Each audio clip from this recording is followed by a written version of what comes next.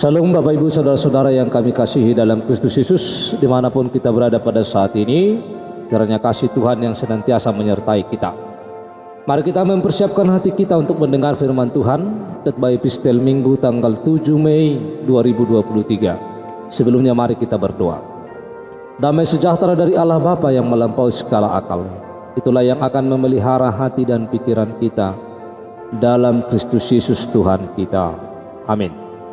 Firman Tuhan bagi kita pada saat ini tertulis dalam Kolose 3 ayat 15 sampai ayat 17. Demikian firman Tuhan. Hendaklah damai sejahtera Kristus memerintah dalam hatimu, karena untuk itulah kamu telah dipanggil menjadi satu tubuh, dan bersyukurlah. Hendaklah perkataan Kristus diam dengan segala kekayaannya di antara kamu, sehingga kamu dengan segala hikmat mengajar dan menegur seorang akan yang lain, dan sambil menyanyikan mazmur dan puji-pujian dan nyanyian rohani, kamu mengucap syukur kepada Allah di dalam hatimu, dan segala sesuatu yang kamu lakukan dengan perkataan atau perbuatan, lakukanlah semuanya itu dalam nama Tuhan Yesus, sambil mengucap syukur oleh Dia kepada Allah Bapa kita. Demikian jauh pembacaan firman Tuhan. Ibu bapak saudara-saudara yang kami kasihi dalam Kristus Yesus, tentu semua kita menginginkan kedamaian. Kedamaian akan kita temukan di tengah-tengah dunia ini merupakan impian setiap orang.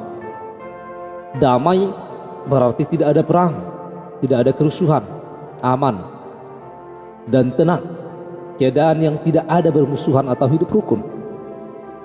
Sedangkan sejahtera adalah aman sentosa dan makmur, terlepas dari segala macam gangguan dan ancaman. Saudara-saudara, di dalam firman ini tulisan Rasul Paulus kepada jemaat yang ada di Kolose, ada 3 perintah yang disampaikan oleh Rasul Paulus. Perintah yang pertama adalah supaya damai sejahtera Kristus memerintah dalam hati kita, dalam hati manusia. Tentu damai yang kita dapatkan di tengah-tengah dunia ini akan sangat jauh berbeda dengan damai yang kita dapatkan daripada Tuhan. Damai yang kita dapatkan dari tengah-tengah dunia ini adalah hanya bersifat sementara, tetapi damai sejahtera yang kita dapatkan daripada Tuhan adalah bersifat kekal. Sebab damai yang kita dapatkan di dunia ini adalah hanya keadaan tidak ada perang, hanya keadaan aman, hanya keadaan tentram dan keadaan tidak bermusuhan. Tetapi damai sejahtera yang kita dapatkan daripada Tuhan adalah bahwa kita memperoleh kedamaian dan juga kita memperoleh keselamatan. Maka kedamaian dan keselamatan, keadaan tidak bermusuhan dan keselamatan adalah ada dalam damai Kristus. Oleh karena itu bahwa dalam firman ini diperintahkan bagi kita supaya damai sejahtera Kristus memerintah dalam hati kita. Yang artinya setiap manusia ketika diperintah oleh damai sejahtera Kristus maka hidupnya damai. Sekalipun mengalami banyak pergumulan di tengah-tengah dunia ini, bahwa hidupnya akan damai. Rasul Paulus menuliskan surat ini adalah untuk menentang, memberi kekuatan kepada jemaat yang ada di Kolose supaya mereka tidak terpengaruh dengan ajaran sesat, tidak terpengaruh dengan ajaran-ajaran palsu yang sedang berkembang pada saat itu, terutama dari orang-orang Yunani, sehingga mereka tidak bisa hidup damai sejahtera, sehingga damai sejahtera Kristus yang akan memerintah mereka ketika mereka tidak tergoda dengan ajaran-ajaran sesat. Ajaran-ajaran palsu itu kiranya tidak mampu mengganggu iman mereka, tidak mampu mengganggu kehidupan damai sejahtera yang datangnya daripada Tuhan. Sehingga kalau kita sudah damai sejahtera yang memerintah dalam diri kita dalam menjalani kehidupan ini, sekalipun menghadapi berbagai godaan ajaran palsu, ajaran sesat dari dunia ini, maka kita akan tetap setia dan bertahan kepada Tuhan. Lalu dilanjutkan dalam ayat 15 ini, karena untuk itulah kamu telah dipanggil menjadi satu tubuh, Menjadi satu tubuh artinya bahwa kita adalah sudah menjadi satu tubuh di dalam Kristus, bahwa kita semuanya adalah anggota tubuh Kristus. Sehingga kita adalah sudah menjadi satu di dalam Yesus, sehingga kesatuan kita di dalam Yesus itu akan membuat kita tetap bertahan dan tidak terpengaruh dengan ajaran-ajaran yang palsu dari tengah-tengah dunia ini. Sehingga keadaan damai sejahtera yang memerintah dalam hati kita adalah berasal dari Tuhan. Sehingga ketika damai sejahtera itu memerintah di dalam hati kita, maka kita sudah damai. Namanya sudah damai di dalam ajaran Tuhan, berarti bahwa kita tidak akan lari lagi dari ajaran Tuhan itu. Dan itu juga yang disampaikan dalam ayat 16. Hendaklah perkataan Kristus diam dengan segala kekayaannya di antara kamu. Ini adalah perintah yang kedua. Setelah damai sejahtera ada di dalam hati manusia, yang memerintah hatinya adalah damai sejahtera Kristus, maka perkataan Kristus akan diam dengan segala kekayaannya di antara manusia. Perkataan diam di sini mengartikan bahwa kalau dikatakan diam berarti tetap berada di dalam dirinya. Firman Tuhan tetap berada di dalam diri kita. Firman Tuhan harus diperlakukan sebagai bagian dari kehidupan kita, sehingga firman itu adalah menjadi begitu akrab dengan kehidupan kita sehari-hari, sehingga firman itulah yang kita izinkan untuk membimbing hidup kita. Kita membiarkan firman Tuhan berdiam. Kita terus berharap bahwa firman Tuhan yang akan mengubah kita. Firman Tuhan yang berdiam di dalam diri kita akan menjadikan kita menjadi orang yang senantiasa dapat dengan hikmat mengajar dan menegur orang lain sambil bernyanyi, sambil menaikkan puji-pujian dan nyanyian-nyanyian rohani yang baru kepada Tuhan. Oleh karena itu Bapak Ibu Saudara-saudara, bahwa perintah yang kedua ini adalah hendaklah perkataan Kristus diam dengan segala kekayaannya di dalam hatimu. Ini adalah kalau firman Tuhan ada senantiasa dalam hati kita, maka tentu bahwa kita akan memperoleh hikmat. Karena sumber hikmat adalah berasal dari Allah.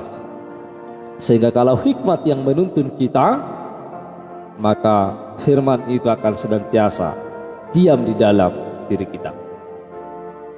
Lalu perintah yang ketiga di ayat 17, dan segala sesuatu yang kamu lakukan dengan perkataan atau perbuatan, lakukanlah semuanya itu di dalam nama Tuhan Yesus.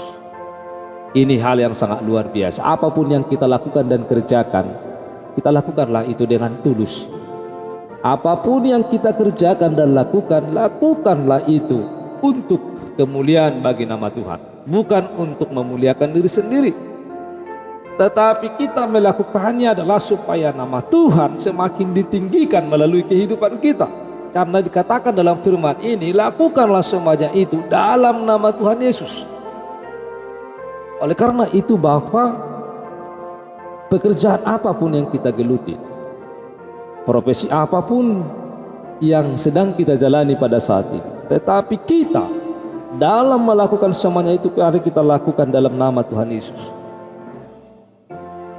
Sehingga segala perkataan dan perbuatan itu seturut dengan kehendak Allah, seturut dengan kehendak Yesus.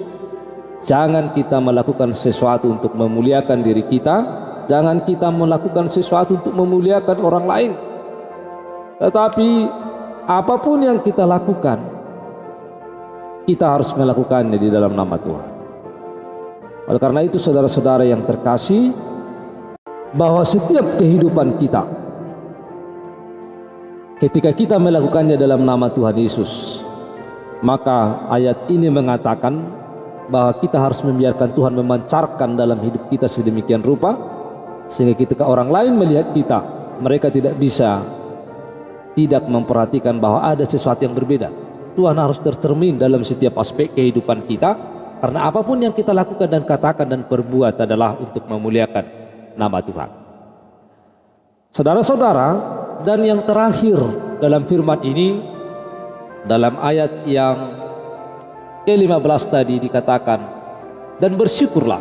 Lalu di ayat 17, sambil mengucap syukur oleh dia kepada Allah Bapa kita. Dalam firman ini kita juga diajak untuk bersyukur. Rasa syukur yang kita lakukan dalam kehidupan kita adalah berarti memahami apa yang Kristus lakukan bagi kita di masa lalu, apa yang dia lakukan di dalam kita saat ini, dan apa yang dia lakukan melalui kita sejak saat ini. Oleh karena itu rasa syukur itu karena Tuhan yang memerintah dalam kehidupan kita. Kita bersyukur dalam segala hal, walaupun bahwa kita harus menghadapi situasi yang berbeda-beda.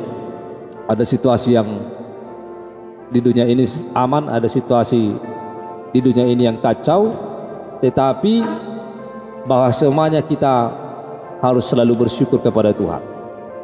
Oleh karena itu bahwa kita memahami apa yang sedang Tuhan kerjakan dan yang sudah Tuhan kerjakan dalam kehidupan kita, kita bersyukur kepada semuanya atas pemberian Allah.